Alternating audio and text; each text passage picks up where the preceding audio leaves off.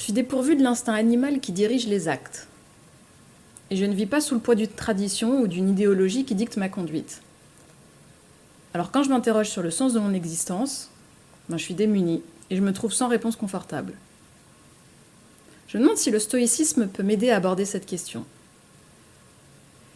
Les stoïciens considèrent qu'il y a un destin, un ordre du monde.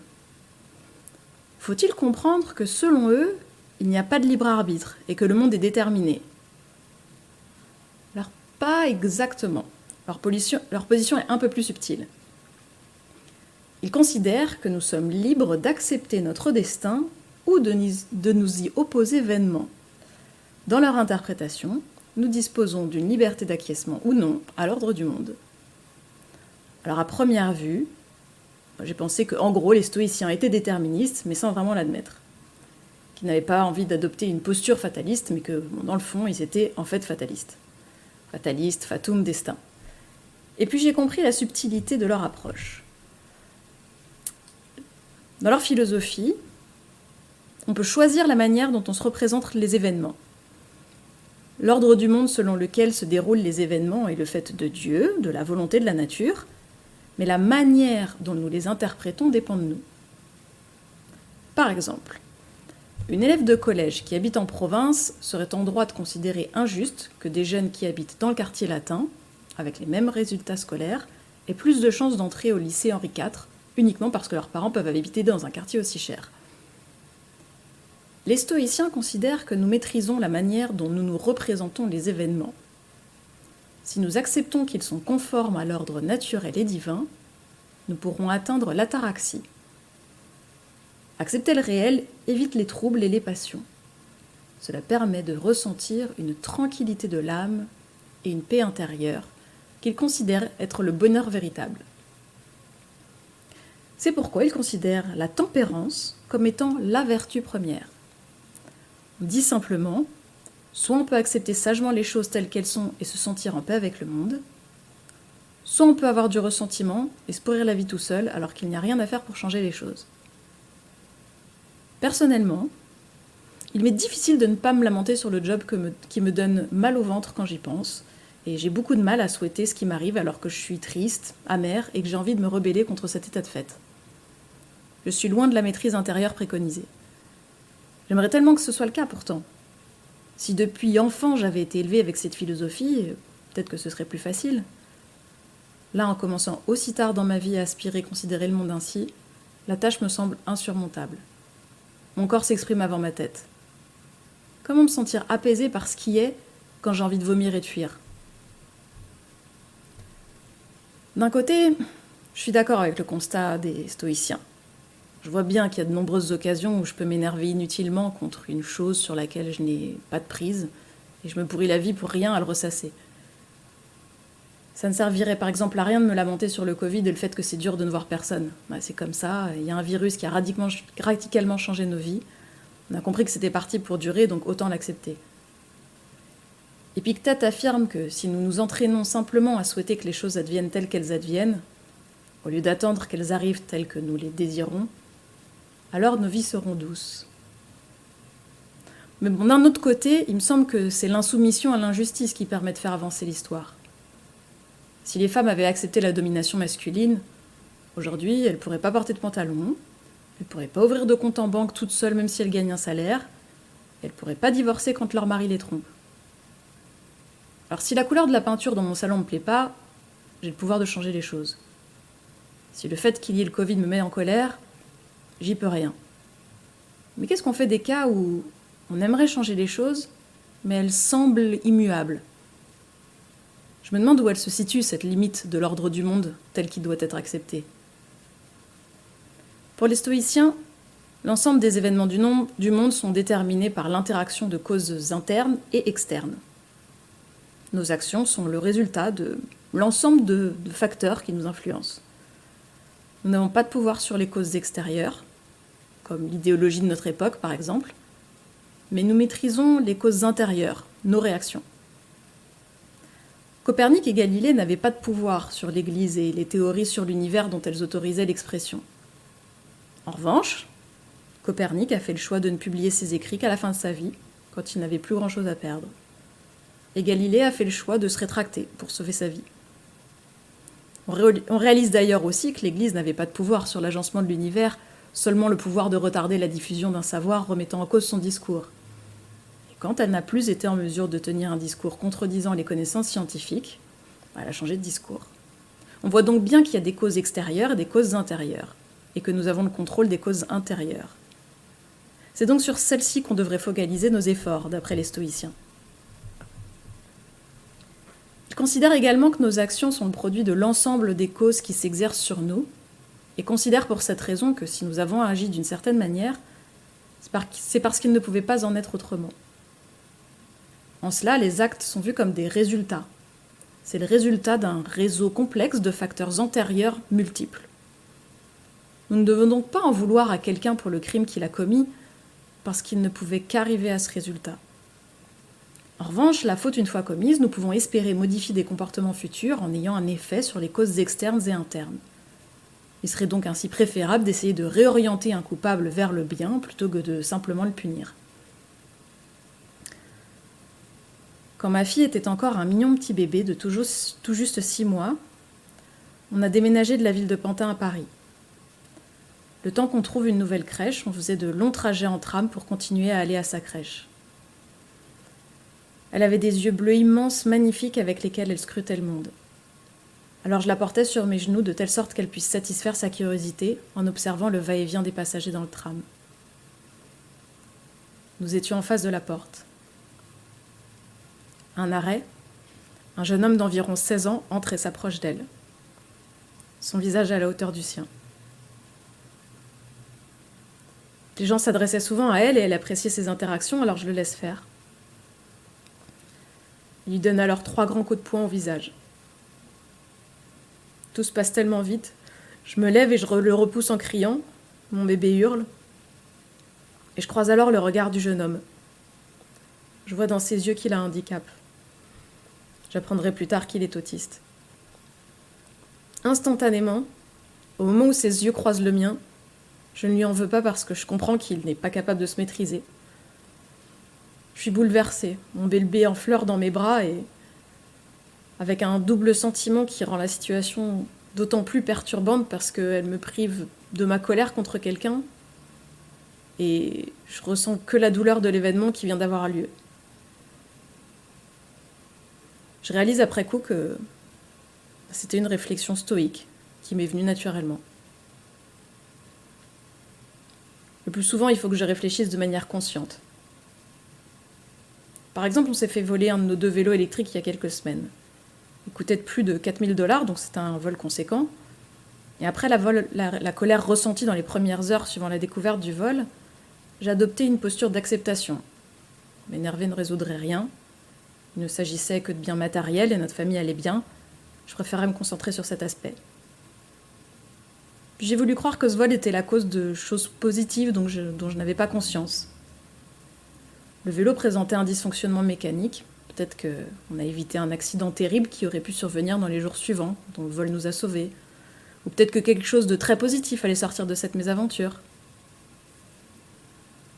En réalité, on a surtout pâti de l'absence de notre moyen de locomotion principal dans nos trajets quotidiens et nos sorties, qui ont été limités le week-end. Jusqu'à ce qu'on prenne la décision de déménager, ne nous sentant plus en sécurité dans cette résidence. On a alors déménagé dans une résidence bien mieux que la nôtre, beaucoup plus sûre, avec notamment une grande piscine commune. L'appartement fait 30 mètres carrés de plus, dispose d'une sublime vue sur San Francisco depuis le 16e étage et coûte 1 400 $ de moins par mois. Ouais, 1 400 par mois. En 3 mois, nous aurons donc déjà récupéré de quoi racheter un vélo et notre situation au quotidien est bien plus plaisante. Ce déménagement est le résultat d'un réseau complexe de facteurs antérieurs multiples, dont fait partie le vol du vélo. On sait aujourd'hui, grâce à la physique quantique, que l'aléatoire dirige le monde. Contrairement à la notion de causalité chère aux stoïciens et qu'Einstein n'a pas voulu abandonner jusqu'à sa mort, il semblerait que, en fait, Dieu joue bien au dé. D'un côté, j'aime beaucoup mieux cette idée que tout n'est pas joué d'avance, mais en même temps, si c'est le hasard qui participe à notre destin, ça voudrait aussi peut-être dire qu'il n'y a pas de déterminisme, mais pas plus de libre arbitre, donc dans le fond, ça me fait une belle jambe. Je suis à l'aise avec l'idée que nous sommes déterminés en grande partie, mais je ne supporte pas l'idée qu'il n'y ait pas de libre arbitre. Alors je reviens à ma précédente interrogation, sur le moment de bascule où une situation qui semblait immuable finit par être remise en question. D'après les stoïciens, il ne s'agirait que de l'aboutissement de causes précédentes. On sait bien comment, même si certaines personnes sont mises en avant pour expliquer les grands changements de ce monde, quand on creuse, on s'aperçoit que ces personnes s'appuient toujours sur les combats initiés avant elles. Ainsi, Kamala Harris, dans son discours d'acceptation du poste de vice-présidente des États-Unis, rendait hommage aux femmes ayant commencé à tracer un chemin avant elle, lui permettant d'accéder à cette position. Je la cite. « Je pense aux générations de femmes qui, tout au long de l'histoire de notre nation, ont ouvert la voie à ce moment ce soir.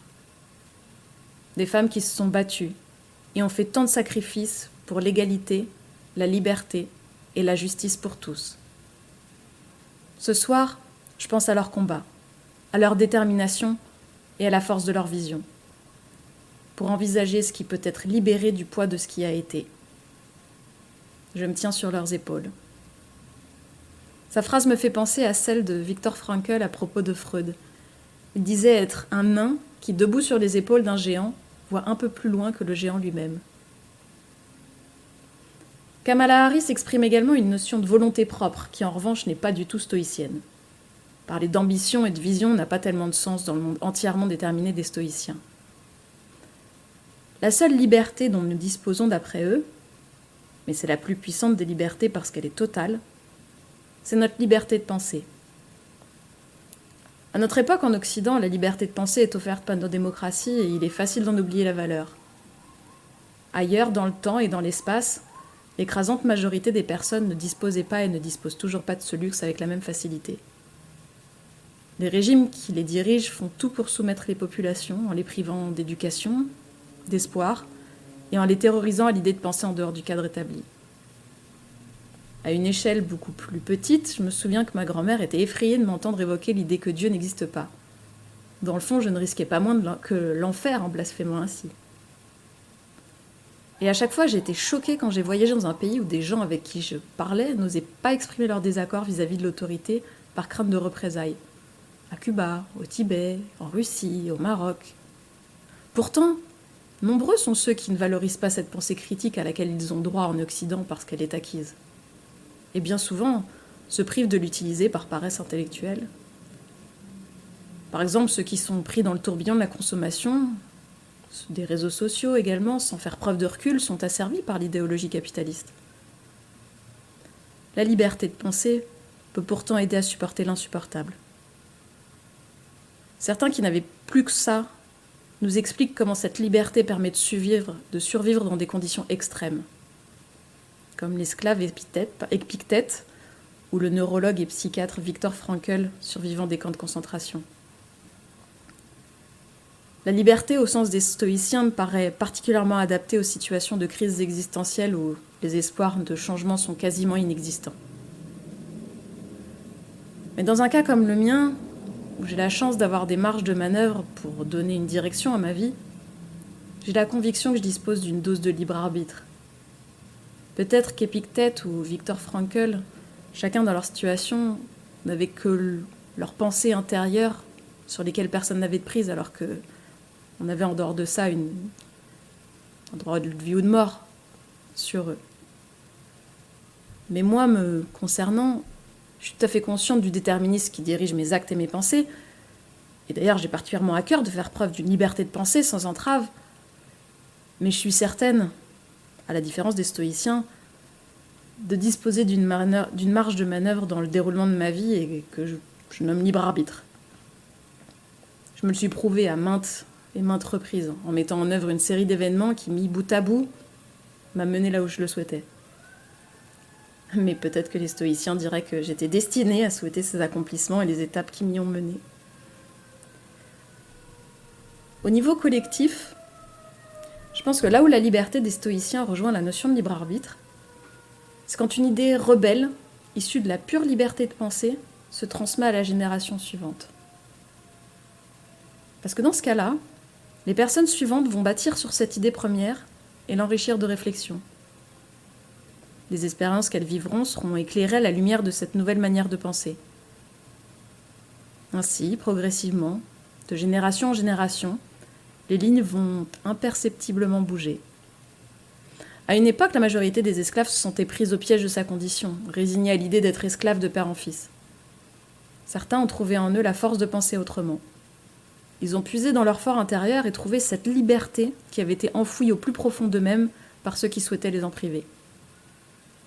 Rien n'a changé pour autant à leurs conditions atroces de vie. Épictète a continué à se faire maltraiter par son maître, qui lui a cassé sa jambe fragile en s'amusant sadiquement à lui faire mal. Et Viktor Frankl a continué à vivre dans un camp de concentration pendant plusieurs années et n'a eu aucun pouvoir sur la mort de sa famille. Ceux qui arrivent à s'extraire de leurs conditions au cours de leur seule vie sont, à mon sens, des êtres exceptionnels qui sont nés à une époque où le moment du changement était venu également. Ils doivent, selon moi, être considérés comme des exemples inspirants, mais peut-être pas comme des gens à la hauteur de qui nous devons nécessairement nous hisser. Parce que ceux qui n'y parviendraient pas ressentiraient de la culpabilité et finiraient avec une image d'eux-mêmes encore plus dégradée. Ces personnes sont extraordinaires et représentent l'incarnation du changement, d'un changement dont on osait rêver et qu'ils ont incarné. Je pense par exemple à Gandhi et Nelson Mandela. Ces personnes sont comme des aiguillages de chemin de fer. Comme si le cours des choses pouvait d'un coup dévier vers une route alternative. On peut aussi se représenter une rivière d'où démarre un écoulement, tout petit, créant un ruisselet. Ce ruisselet creuse très lentement mais sûrement le sol, formant ainsi le lit d'un ruisseau. Le ruisseau deviendra alors rivière ou fleuve. Le changement est souvent l'aboutissement d'un long cheminement dans le temps, où de génération en génération s'est instillée l'idée qu'une situation est intolérable. Les esclaves noirs aux États-Unis ont progressivement partagé la pensée que leur sort était injuste. D'année en année, les pensées se sont muées en actes de bravoure contre l'ordre établi. Cette pensée critique s'est peu à peu disséminée dans la population noire, puis dans la population blanche, pour finalement gagner suffisamment de partisans pour changer le réel. Ce que je tire comme leçon première de l'étude du stoïcisme, pour m'aider concrètement dans mon quotidien, c'est que je suis libre de décider quel regard je pose sur le monde. Oui, une immense part de mes actes et de mes pensées sont déterminés. Mais je crois malgré tout que ma situation laisse place à l'existence d'un certain libre arbitre. Et je considère que c'est une chance dont même de nos jours, beaucoup sont loin de jouir. C'est à la lumière de ma manière d'interpréter les choses que je peux le plus radicalement changer ma vie. Parce que mon ressenti sera totalement différent en fonction de la perspective que je choisis d'adopter. Je reconnais le pouvoir considérable que cela représente d'être la seule maîtresse de mes pensées. Cette forteresse inviolable est mon sanctuaire le plus précieux. C'est sans doute la base de mon édifice, de ma vie. Ces choix initiaux que je fais ont un impact sur la direction que ma vie va prendre. Et il est en mon pouvoir de les contrôler. C'est un travail extrêmement difficile, mais duquel peut naître la sérénité. C'était ma résolution pour l'année 2020, me sentir sereine. Alors, la période de confinement a ballotté ce souhait, mais je crois pouvoir dire que le dernier tiers de l'année a su me faire goûter cette sensation à de maintes reprises. Ce n'est pas un état constant, et c'est en conscience que je peux l'atteindre, avec beaucoup d'efforts, mais des efforts gratifiants dont le seul résultat est une belle récompense. Une plus belle récompense encore serait d'être moi-même le maillon d'une chaîne qui amènera vers un bien qui me dépasse. Comme l'avait dit Freud, le sort d'une fondation, c'est qu'elle deviendra invisible dans la mesure où le bâtiment approprié y sera érigé. Qu'importe d'être invisible si on apporte sa pierre à l'édifice. C'est avec une certaine foi qu'on peut choisir d'orienter sa vision du monde et espérer qu'elle contribuera à terme à l'influencer.